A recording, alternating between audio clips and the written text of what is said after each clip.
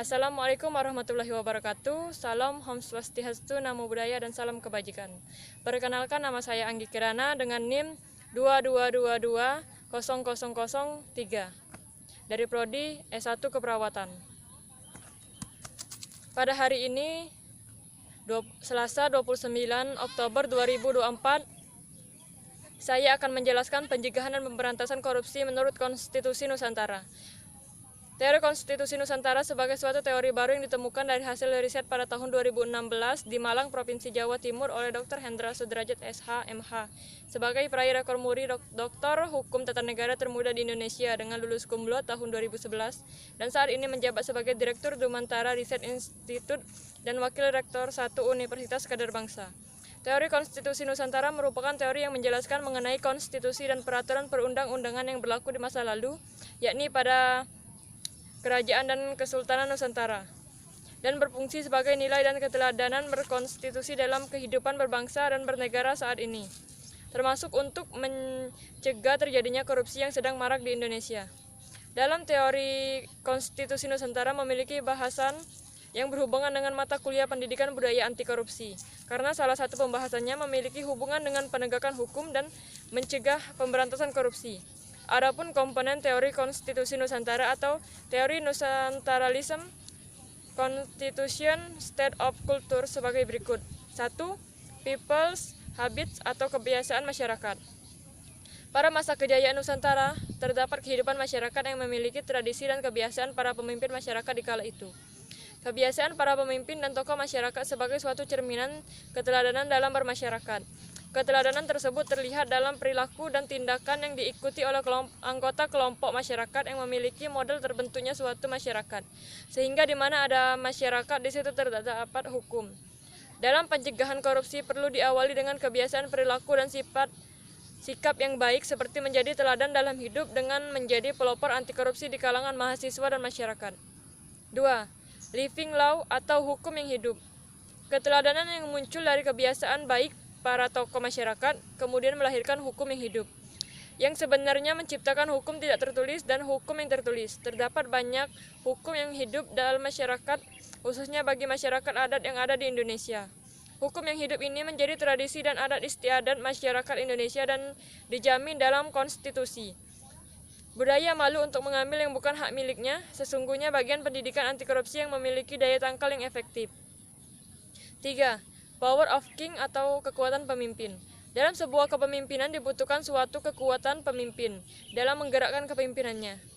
Sehingga dalam teori Konstitusi Nusantara dijelaskan bahwa hukum yang hidup tadi menjadi kekuatan pemimpin untuk menjalankan kepemimpinan pemerintahannya dan berlaku di setiap tingkatan kepemimpinan baik dari tingkat pusat sampai tingkat daerah. Kekuatan pemimpin menciptakan ketegasan dalam pemberantasan korupsi di Indonesia. 4. Royal Constitution atau Konstitusi Nusantara. Konstitusi negara. Teori Konstitusi Nusantara menjelaskan poin penting dari suatu konstitusi adalah materi muatan konstitusi, sehingga konstitusi negara berfungsi untuk mengatur tatanan bernegara, termasuk untuk membatasi, mengawasi kekuasaan untuk tidak korup, mengatur distribusi kekuasaan negara agar tidak terjadi penyalahgunaan wewenang negara. Konstitusi negara terdiri dari konstitusi tertulis dan tidak tertulis, dapat bekerja maksimal untuk mencegah dan memberantas korupsi di Indonesia. 5. Archipelago teritori atau kewilayahan Nusantara atau kedaulatan negara. Teori Konstitusi Nusantara memberikan penjelasan bahwa kedudukan kewilayahan Nusantara sangat penting. Penjelasan kewilayahan Nusantara sama artinya dengan kedudukan kedaulatan negara. Hal ini memberikan pemahaman secara umum bahwa negara terbentuk dari suatu wilayah dan kedaulatan masing-masing negara, di samping berasal dari rakyat dan pemerintah, sehingga kewilayahan posisi keilmuannya penting untuk memperkuat posisi negara. Menurut Dr. Hendra Sudrajat SH, MH, penguatan masing-masing kewilayahan dalam mencegah dan memberantas korupsi perlu dilakukan yang dimulai dari keluarga masing-masing, sehingga korupsi dicegah dari wilayah keluarga yang pada akhirnya menjadi suatu kedaulatan hukum negara yang bebas dari tindak pidana korupsi. Di samping itu, dalam kajian kewilayahan menurut Dr. Hendra Sudrajat SH, MH, bahwa KPK perlu dibentuk dari tingkat provinsi dan kabupaten kota. Mengingat maraknya korupsi di tingkat daerah, sehingga dengan keberadaan KPK secara kelembagaan di tingkat daerah dapat bekerja secara hierarkis dengan KPK yang di pusat. 6. Kingdom struktur atau struktur negara. Kingdom struktur atau struktur negara dalam pembahasan teori konstitusi Nusantara merupakan struktur dan pembagian kekuasaan seperti kekuasaan legislatif, kekuasaan eksekutif, dan kekuasaan yudikatif. Struktur negara ini bekerja untuk memaksimalkan organ-organ negara dalam menjalankan kekuasaan pemerintahan negara. Menurut Dr. Hendra Sudrajat SHMH, negara memiliki suatu komisi negara sebagai cabang kekuasaan negara, seperti Komisi Pemberantasan Korupsi yang berwenang memberantas korupsi di Indonesia. 7. Konsensus legality atau legalitas konsensus. Teori konstitusi Nusantara menjelaskan bahwa konsensus legality atau legalitas konsensus merupakan kesepakatan antara pemimpin dan rakyat dalam suatu negara. Menurut Dr. Hendra Sudrajat SHMH, bahwa konsensus legality dalam teori konstitusi Nusantara pada pemberantasan korupsi adalah terbangunnya kesepakatan bersama berupa penguatan karakter berupa integritas dan komitmen dalam memberantas korupsi, bahwa korupsi adalah musuh bersama dan ancaman serius bagi kehidupan berbangsa dan bernegara di masa mendatang. 8. State regulation atau regulasi negara. Regulasi negara dalam teori konstitusi Nusantara yang terdiri dari Undang-Undang Dasar Negara Kesatuan Republik Indonesia tahun 1945 dan undang-undang lainnya serta peraturan lainnya yang berada di bawahnya.